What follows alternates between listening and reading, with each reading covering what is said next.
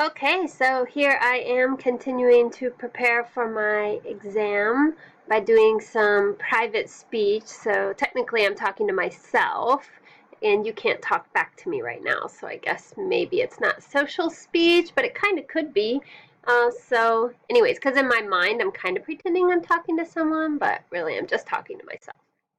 And I'm going to back it up to the beginning of interlanguage processes because I got cut off at the end of the last one. So looking here at overgeneralization. Okay, so you learned a pattern, but now you're using it in places that it's not supposed to be used. You're like overusing it. So like he goed to the store yesterday, or two sheeps eat grass. Fair enough. This is just my question about my ELL. Yeah, red stuff is all stuff that I'm just going, not so sure about this. Okay. I keep pulling this down because I don't like these two lines that have formed over the years. So, anyways, that's why I usually have bangs. Sorry, focus. Okay, restructuring. When a learner reorders their grammar knowledge as their language is developing, making qualitative progress, but not always increasing in accuracy. Probably need an example, but I don't have one. U-shaped behavior, previously accurate pattern, probably because of coincidence, mimicking, or formulaic language. Experiences attrition, and then later you reestablish it. Probably should have an example, but can't think of one. What if I have to think of one on the exam in the moment and I'm all stressed out and can't recall one? Anyways.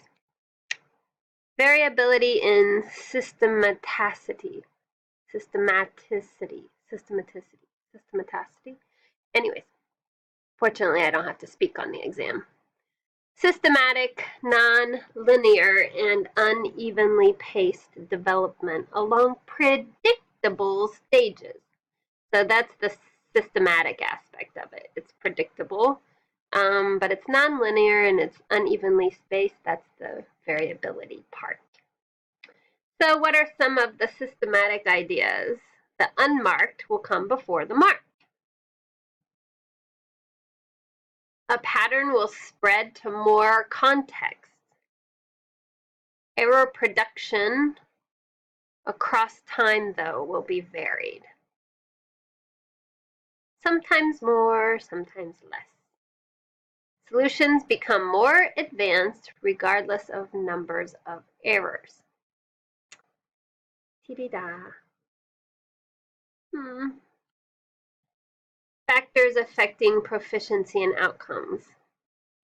I was asking before what the difference is between factors or influences, interlanguage influences, because it seems like some of these mean the same thing. Anyways, so linguistic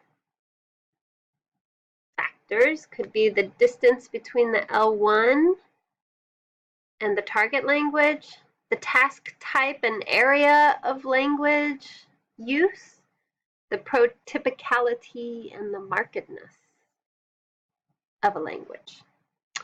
Motivation, there's a lot on motivation. So basically it means the desire to initiate and the effort to sustain. It can have quality, and they have identified antecedents. The three most important antecedents are your attitude, your orientation, which is your reason for learning, and your integrativeness, how much you want to integrate into the culture of the target language.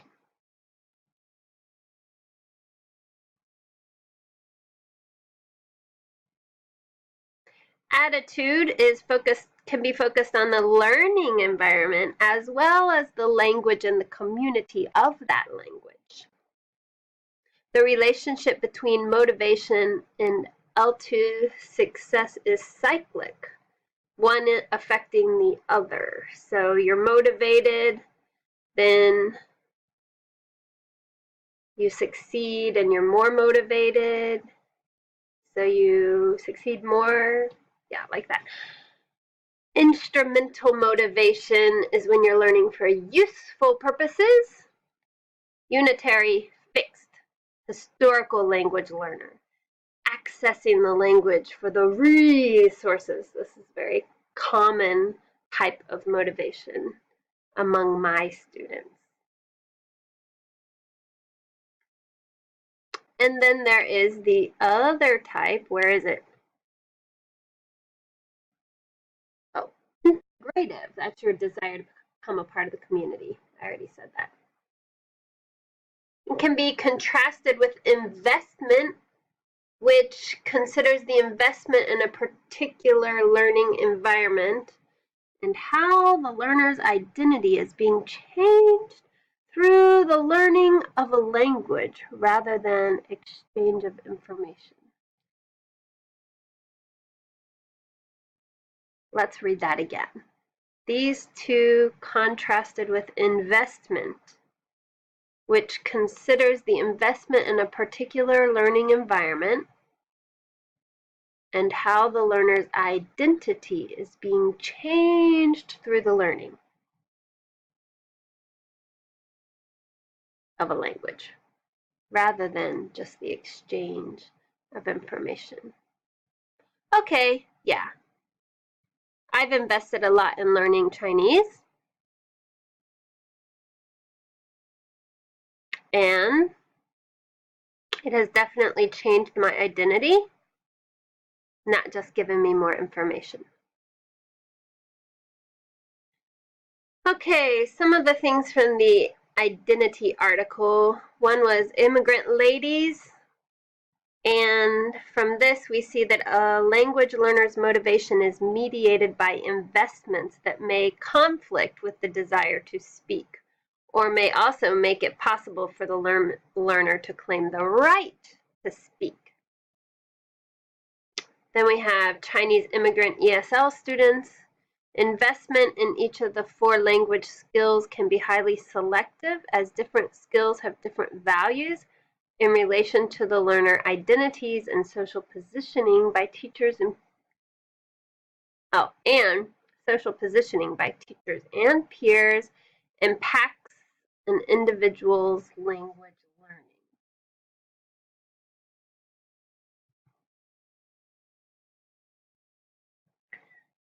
So that's important for the teacher to know. How does what they and the other students are doing, how does that affect the student's identity? A woman's domestic and profession identities is necessary to explain her participation and investment in ESL programs. Multiple memberships in different communities shape the way they invested in writing. A learner's investment in the target language must be consistent with the goals of the program. If language learning is to meet expectations of either. This stuff is all kind of deep, right? I think I need to go back and look at identity. Anybody else want to do a screencast on that? Oh, different visions of children's imagined communities called for different forms of bilingual education, exasperating existing inequities between students with unequal access to resources.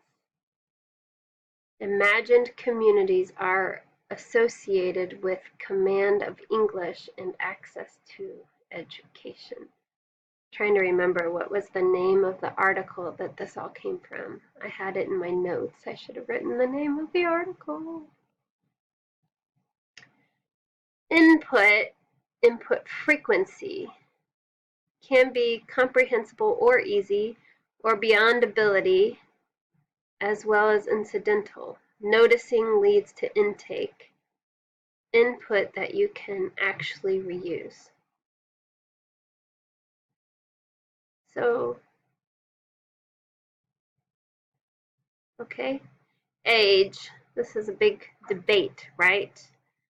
People just want to say, learn language when you're young. Well, is it really because you're young and that there's something about your brain? Or is it that it's just a good time because you can focus more on it without other distractions? It does seem like kids do this effortlessly, though, don't they? Seem to. They are receiving a lot of input. I know input is an issue, meaningful input. So the critical period hypothesis, there's just not research to conclusively suggest that it affects all of language learning. Because of maybe it's better to say the sensitive period, because people can catch up, they found in some of the experiments. Adults have benefits that kids don't have in the learning environment because of their more developed cognition. That lady Julie, she kind of proves that adults can learn a language as well as a kid.